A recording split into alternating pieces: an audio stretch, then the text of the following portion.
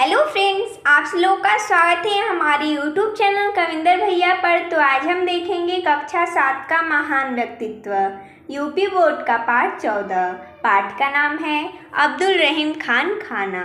तो देखिए दोस्तों, जैसा कि हम इस पाठ का सारांश देखेंगे, तो चलिए स्टार्ट करते हैं।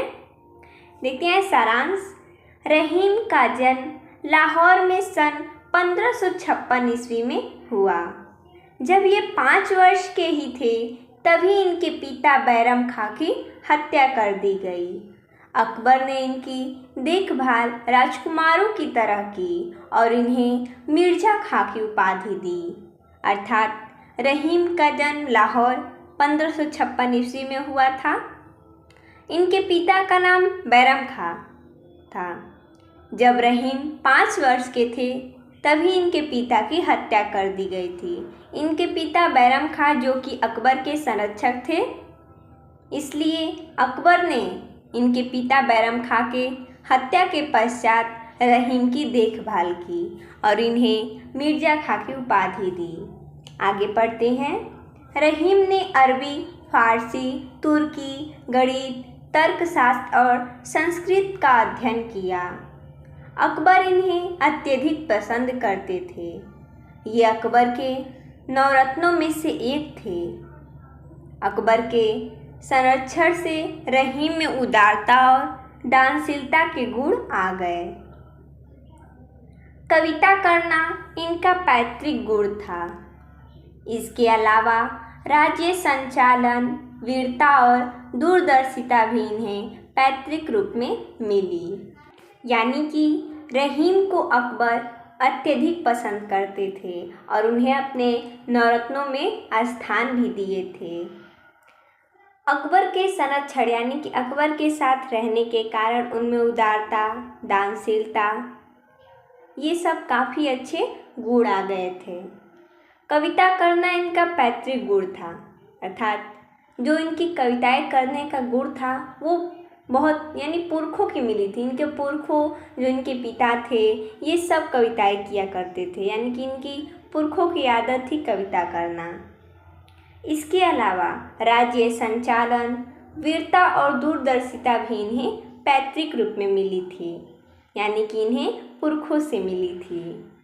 आगे बढ़ते हैं। सन 1576 ईस्वी में अकबर ने इन्हें गुजरात का सूबेदार बनाया।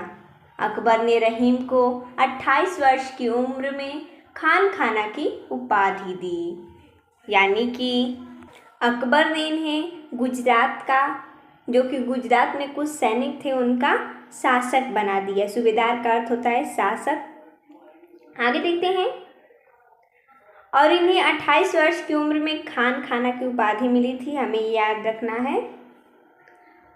अब रहीम का पूरा नाम मिर्जा खां अब्दुल रहीम खान खाना हो गया।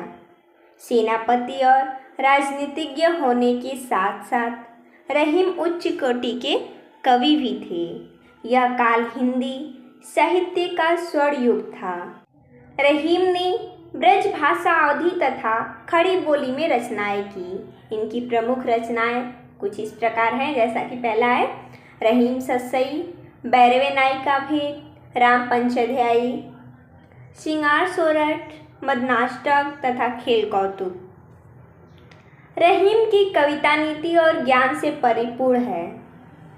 इनके नीति पूरक दोहों में जीवन के अनुभव को प्रस्तुत किया गया है, यानी कि इनके जो दोहे हैं वो जीवन से अनुभव करते हैं, यानी उन्हें पढ़ने से लगता है कि हमारे जीवन में भी ऐसा कुछ होता है।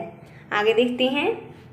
रहीम ने सामाजिक कुरीतियों और आडंबरों की आलोचना की। इन्होंने राम रहीम को एक माना। धर्म संप्रदाय के चक्कर से दूर इन्होंने मानव धर्म को परम धर्म माना।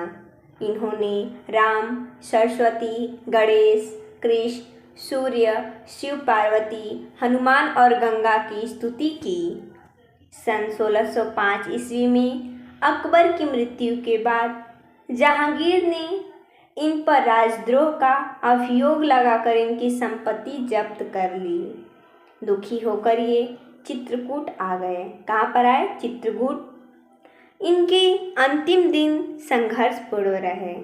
सन 1628 ईस्वी में इनकी मृत्यु हो गई थी। कहाँ पर? चित्रकूट में। जब जहांगीर ने इनकी सारी संपत्ति जब्त कर ली थी अकबर की मृत्यु के पश्चात, और ये बहुत निराश हो गए और ये चित्रकूट आ गए।